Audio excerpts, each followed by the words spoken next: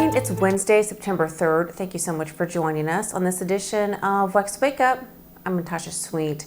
The House Oversight Committee has released over 33,000 pages of documents related to Jeffrey Epstein, including FBI files and victim statements. I find it fascinating that my colleagues on the other side of the aisle want to talk about Epstein over and over and over again because the reality is that they had 4 years under the Biden administration to talk about this. There's over 34,000 pages of documents that have been placed in the hands of the Oversight Committee at this point.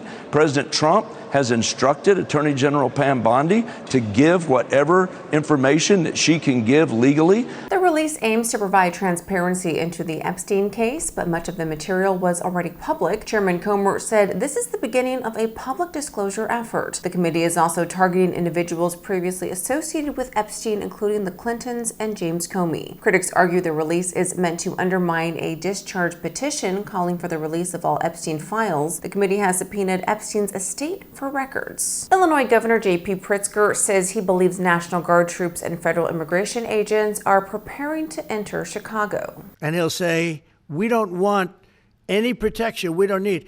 So in the last 3 weeks, he's lost almost 20 people killed.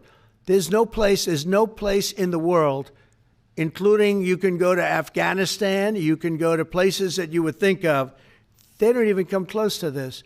Chicago is a hellhole right now. Pritzker said he received information that the Texas National Guard was staging to enter Illinois. The Trump administration has threatened to deploy federal law enforcement to counter crime. Pritzker and Chicago Mayor Brandon Johnson have opposed the threats. Pritzker vowed to challenge the Texas National Guard's deployment in court. Trump posted on his Truth Social platform that Pritzker better straighten it out fast or we're coming. Texas Attorney General Ken Paxton is urging schools to allow students to recite the Lord's Prayer following new religious freedom legislation. Thankfully, the Constitution was written by people of faith, and like I said, the fundamental underpinnings of it are, I think, faith, and this idea that our rights are not granted by the government, they're granted by God, and so everyone has them. Senate Bill 11 allows school boards to adopt policies for voluntary prayer. Paxton emphasized Christianity, adding that, quote, twisted radical liberals are trying to erode the moral fabric of society. The law requires parental consent for student participation. Each school district board must vote on whether to adopt a religious policy within 6 months after September 1st. This follows a measure requiring schools to display the 10 Commandments, which is currently facing legal challenges. Well, thank you so much for joining us on this Wednesday morning. For more stories, be sure to head on over to our website